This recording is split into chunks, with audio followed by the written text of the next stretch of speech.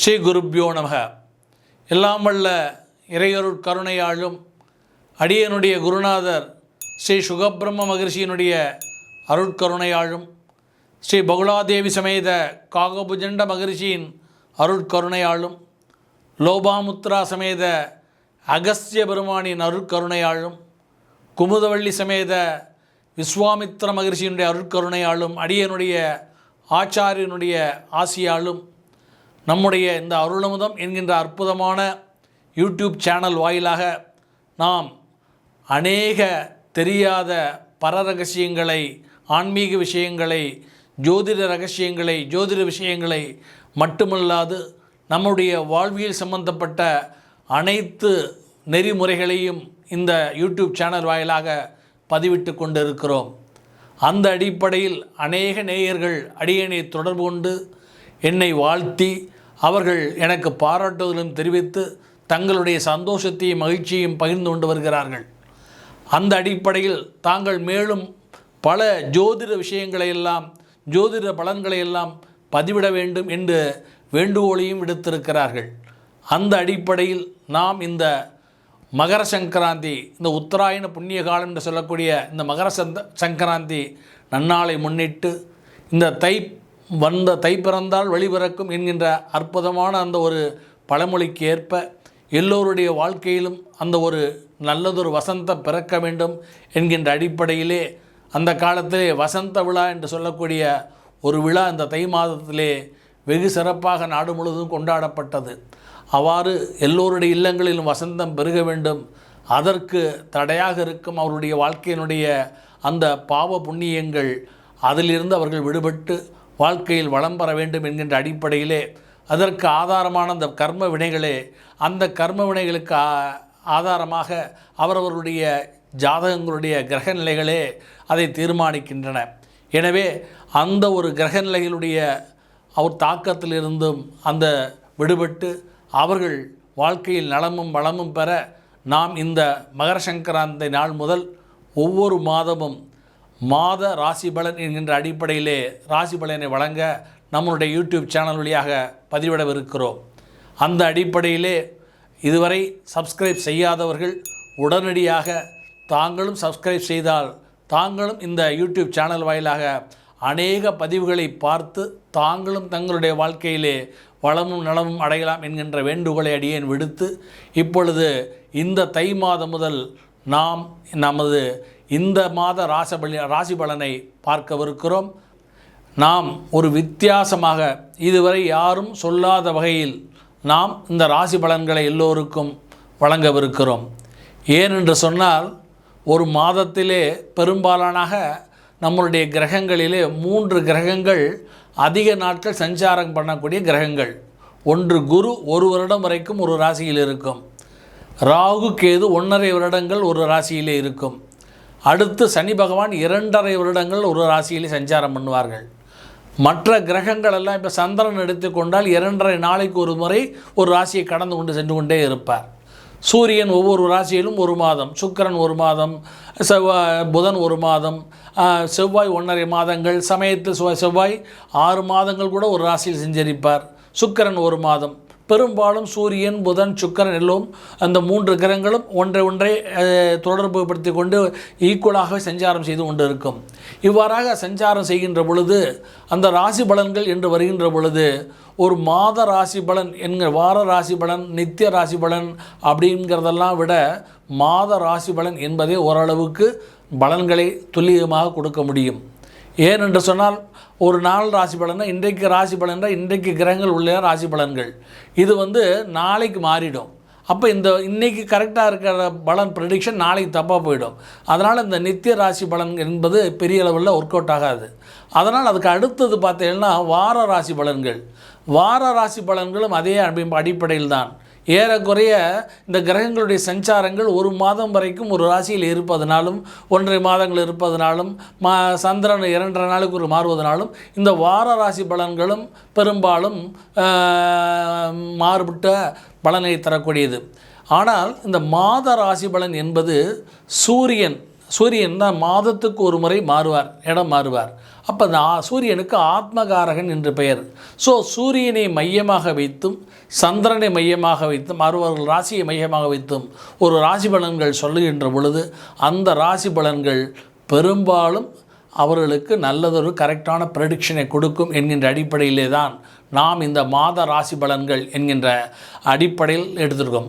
அதிலும் நாம் இந்த மாத ராசி பலன்களை இப்போ பாருங்கள், இங்கே ஒரு போர்டு ஒன்று வைத்திருக்கிறோம். இந்த போர்டை உங்களுக்கு டிஸ்பிளேயில் காமிப்பா. இதில் இந்த போர்டில் பார்த்தீங்கன்னா 6 கட்டங்கள் இதில் இருக்கும். இதில் 1 2 3 4 5 6 இந்த 6 கட்டங்களும் இந்த மாதத்துக்குரிய கிரக சஞ்சாரங்கள் தான். இப்போ பார்த்தீங்கன்னா ஒரு மாதத்துனா எல்லா கிரகம் ஒரே இடத்துல செஞ்சிருக்குமானா இருக்காது. இப்போ பாருங்கள், தை மாதம் 1ஆம் தேதியிலேருந்து 7ஆம் தேதி வரைக்கும் இந்த கிரகங்கள் பார்த்தீங்கன்னா உதாரணத்துக்கு சொல்கிற முதல் கட்டத்தில் பார்த்தீங்கன்னா இப்போ குரு ரிஷபத்தில் வக்ர நிலையில் இருக்கிறார், காலபுருஷனுக்கு 2ஆம் இடத்துல. அது 4ஆம் இடத்துல சந்திரனும் செவ்வாய் வக்ர நிலையில் 4ஆம் இடத்துல இருக்கிறார், மேஷத்துக்கு 4ஆம் இடத்துல இருக்கிறார். இது அடுத்து கேது 6ஆம் இடத்தில் இருக்கிறார், புதன் 9ஆம் இடத்தில் இருக்கிறார், சூரியன் 10ஆம் இடத்தில் இருக்கிறார், சனி சுக்கிரனும் 11இல் இருக்கிறார், ராகு 12இல் இருக்கிறார். இப்போ இது 7ஆம் தேதி வரைக்கும் தான் தை மாதம். நான் சொல்கிறது தேதி என்பது தை மாதம் தமிழ் தேதியை அடிப்படையாக வைத்து. இது இப்போ இங்கிலீஷில் சொன்னால் இப்போ ஜனவரி 14ஆம் தேதியிலேருந்து 21ஆம் தேதி வரைக்கும்னு அர்த்தம். அதனால் நம்ம தை மாதத்தை வைத்து தான் அடியன் ப்ரெடிக்ஷன் சொல்லுவேன். என்னுடைய சாஸ்திரங்கள் நம்மளுடைய மாதத்தினுடைய அடிப்படையில் தான் ப்ரெடிக்ஷன் சொல்லணும். அந்த அடிப்படையில் அந்த 1ஆம் தேதி முதல் தை மாதம் 7ஆம் தேதி வரை. ஏன் என்று சொன்னால் சூரியன் தை மாதத்தை மாத பிறப்பு என்பது சூரியனை பொறுத்து தான். இந்த மகர மாதம் என்றதென்னு சொன்னால் சூரியன் இந்த மகரத்தில் சஞ்சரிப்பார். அடுத்து மாசி மாதத்திலே சூரியன் கும்பத்துக்கு போய் விடுவார். எனவே இந்த ராசி பலன் என்பது, இந்த மாத பலன் என்பது சூரியனை மையமாக வைத்து சொல்வதனால் இந்த சூரியன் தை மாதம் என்று சொன்னால் சூரியன் இந்த மகரத்திலே 30 நாள் இங்கு சஞ்சரிப்பார். அதனால் அதனுடைய அடிப்படையை வைத்து சொல்லுகிறோம். எனவே இந்த 1ஆம் தேதி முதல் 7ஆம் தேதி வரைக்கும் இந்த கிரக சஞ்சாரங்கள் இந்த கட்டத்தில் இருக்கிற மாதிரி அமைந்திருக்கும். இந்த 8ஆம் தேதி என்று செவ்வாய் திரும்பி மிதுனத்திலே வக்ரகதியிலே மிதுனத்துக்கு சென்று விடுவார். இப்போ பார்த்தீங்கன்னா இப்போ செவ்வாய்க்கு மேசராசிக்காரர்களுக்கு பலன் சொல்லும் பொழுது இப்போ செவ்வாய் 4ல் இருந்து ஒரு ராசி பலன் ஒரு பலனை சொல்லுகிறேன். ஆனால் அதே 7ஆம் தேதி 8ஆம் தேதிக்கு மேலே இந்த பலன் மாறுபடும். ஏன்னா இந்த மேசராசிக்காரர்களுக்கு அதிபதியே செவ்வாய் தான். அவள் 3ஆவது வீட்டுக்கு போகும்போது 4ல் இருக்கும்போது ஒரு பலன், 3ல் இருக்கும்போது ஒரு பலன். அப்போ இந்த 7 நாள் கழித்து இந்த பலன் மாறுபடும். இப்போ நம்ம வார பலன் சொல்லும் பொழுது அடுத்த வாரமே அந்த பலன் தப்பாக போயிடும். நித்திய பலன் சொல்லும்போது அந்த பலன் தப்பாக போயிடும். அதனால் நம்ம அதை பிரித்து இருக்கிறோம். அடுத்து பார்த்தோன்னா 8ஆம் தேதி 11ஆம் தேதி வரைக்கும் இந்த செவ்வாய் மட்டும்தான் அங்கே மாறி இருக்கார். மற்ற எல்லா கிரகங்களும் இந்த முதல் கட்டத்தில் இருக்கிற அமைப்பில் தான் இருக்கும். அதற்கு அடுத்தபடியாக இந்த 3ஆவது கட்டம், இந்த 3ஆவது கட்டத்தில் பார்த்தீங்கன்னா 11ஆம் தேதி ஒரு மாற்றம் நிகழ்கிறது. இந்த செவ்வாய் அந்த இடத்துல இருக்கிறார், மற்ற கிரகங்களும் அதே பொசிஷன் இருக்கார். ஆனால் புதன் தனு ராசியில் மேலே 1ஆவது கட்டத்தில் இருக்கிறார், 9ல் இருக்கிறவர். அவர் 10ஆம் இடத்துக்கு வந்து விடுகிறார். இது 11லேருந்து 15ஆம் தேதி வரைக்கும் இங்கே சஞ்சாரம் பண்ணுகிறார். இந்த 6 நாட்கள். அப்போ இந்த புதனுக்குரிய ப்ரெடிக்ஷன் என்பது மாறுபடும். எத்தனாம் தேதி? 11ஆம் தேதிக்கு மேலே மாறுபடும். அடுத்து பார்த்தேன்னா தை மாதம் 15ஆம் தேதி மறுபடியும் ஒரு மாற்றம் நிகழ்கிறது. என்ன நிகழ்கிறதுனா இப்போ சுக்கிரன் பார்த்தேன்னா இன்றைக்கி டேட்டில் கும்பத்தில் சஞ்சரிக்கிறார். இந்த தை மாதம் 15ஆம் தேதி சுக்கிரன் மீனத்தில் உச்சம் பெறுகிறார். உச்சம் பெறுகின்ற பொழுது அன்றைக்குள்ள அந்த ஒரு 15 நாளிலே பலன்கள் மாறுபடுகிறது. அடுத்த பார்த்தீங்கன்னா இந்த 5ஆவது கட்டம். இந்த 5ஆவது கட்டத்தில் பார்த்தேன்னா இதில் ஒரு மாற்றம் நிகழ்கிறது. என்ன நிகழ்கிறது பார்த்தேன்னா இந்த புதன் பார்த்தேன்னா இங்கே தான் இருக்கிறார், சுக்கிரன் அங்கே உச்சம் பெறுகிறார். ஆனால் இதில் பார்த்தேன்னா குரு இங்கே பார்த்தேன்னா இப்போ இந்த இடத்துல இருக்கிறார் இல்லையா, இந்த குரு இங்கே வக்ர கதியில் இருக்கிறார். இப்போ இன்றைக்கி டேட்டில் தை மாதம் 1ஆம் தேதி குரு இங்கே வக்ரமாக இருக்கிறார். ஆனால் இந்த தை மாதம் 22ஆம் தேதி குரு வக்ர நிவர்த்தி அடைகிறார். நிவர்த்தி அடை குரு வக்கரத்தன்மையிலிருந்து விடுபடுகிறார். அப்போ அதற்குரிய பலன். இப்போ குரு இங்கே வக்கரமாக இருக்கக்கூடிய ஒரு பலன், குரு வக்கர நிவர்த்தி அடையும் பொழுது பலன் மாறுபடும். அப்போ இங்கே பலன் இந்த இடத்துல மாறும், இந்த குருவுடைய ஸ்டாண்டு மாறுது. அதனால் இந்த சார்ட் 5ஆவது சார்ட் அதில் போட்டுருக்கிறோம். இந்த 6ஆவது சார்ட் என்பது இப்போ பாருங்கோ, இந்த குரு வக்கரகதி நிவர்த்தி அடைஞ்சிருக்கிறார், செவ்வாய் வக்கரகதியிலே இருக்கிறார், புதன் வந்து பார்த்தீங்கன்னா இங்கே வந்து மகரத்தில் இருக்கார். இந்த தை 29 புதன் வந்து கும்பத்துக்கு வந்துடுறார். இதை மாதிரி ஒரு மாதத்தில் 6 சார்ட் 6 நிலைகள் கிரகங்கள் சஞ்சாரங்கள் மாறிக்கொண்டே இருக்கும். இதுபோக நம்ம ராசி என்று சொல்லக்கூடிய சந்திரன் 2.5 நாளைக்கு ஒரு தடவை இடம் மாறிகிட்டே இருப்பார். அதனால் அவர் அதை மென்ஷன் பண்ணல. நம்ம முதல் இந்த சித்திரை இந்த தை மாதம் முதல் நாளாக இருக்கிறதுனால் இந்த சந்திரன் இன்றைக்கு புனர்பூச நட்சத்திரத்திலே காலையில் சஞ்சரிக்கிறார் இந்த வருஷம் பிறப்பும் போது. இப்போ வந்து அடுத்தாப்பில் இன்றைக்கி சாயந்தரம் காலையில் 10:45 மேலே பூச நட்சத்திரத்தில் சஞ்சாரம் பண்ணிடுறார். 10:30 மணி வரைக்கும் புனர்பூசத்தை செஞ்சிருக்கிறார். இப்போ இதனுடைய அடிப்படையில் தான் நாம் மாதம் ராசி பலன்களை சொல்லவிருக்கிறோம். இப்போ இங்கே பாருங்கோ, இதில் மேலேயே நம்ம போட்டிருக்கோம் நம்மளுடைய அருளமுதம் ஜோதிட ஆராய்ச்சி மற்றும் பயிற்சி மையம். இதில் இந்த குரோதி வருடம் தை மாதம் 12 ராசி பலன்கள். மாத பிறப்பு கும்ப லக்னத்தில் இந்த மாதம் பிறந்திருக்கு. இந்த மாத பிறப்பு நட்சத்திரம் புனர்பூஷம் 4ஆம் பாதம் கடகராசி. மாத பிறப்பு நேரம் காலையில் 8:37க்கு. கிரகச்சாரம் ஒவ்வொரு நாளும் இந்த கிரகச்சாரங்கள் எப்படி இருக்குதுன்னு பார்க்கணும். இப்போ வந்து இன்றைக்கு சூரியன் இந்த மாத பிறப்பு டயத்தில் சூரியன் உத்திராடம் 2ஆம் பாதத்தில் சஞ்சாரம் பண்ணுறார். சந்திரன் புனர்பூசம் 4ஆம் பாதத்தில் சஞ்சாரம் பண்ணுகிறார். செவ்வாய் புனர்பூசம் 4ஆம் பாதத்தில் வக்ரகதியாக சஞ்சாரம் பண்ணுறார் கடகத்தில். புதன் பூராடம் 2ஆம் பாதத்தில் சஞ்சாரம் பண்ணுகிறார். குரு ரோகிணி நட்சத்திரம் 3ஆம் பாதத்தில் வக்ரகதியில் சஞ்சாரம் பண்ணுகிறார்.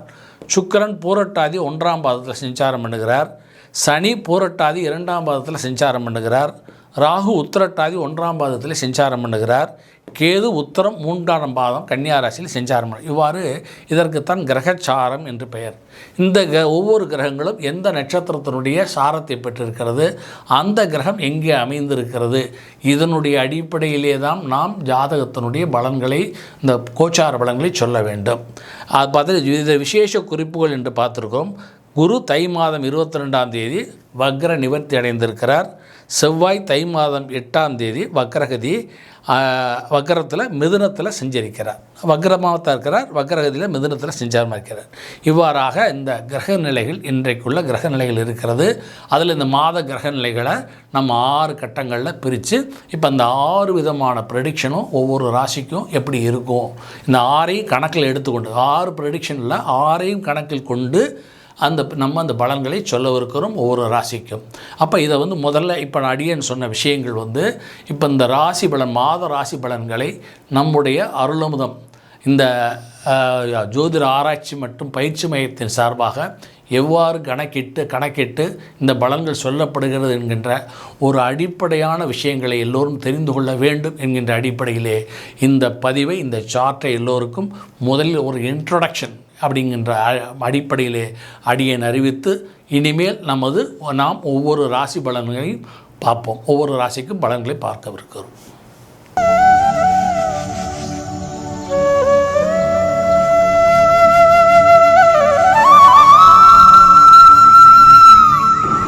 அருள் அமுதம்.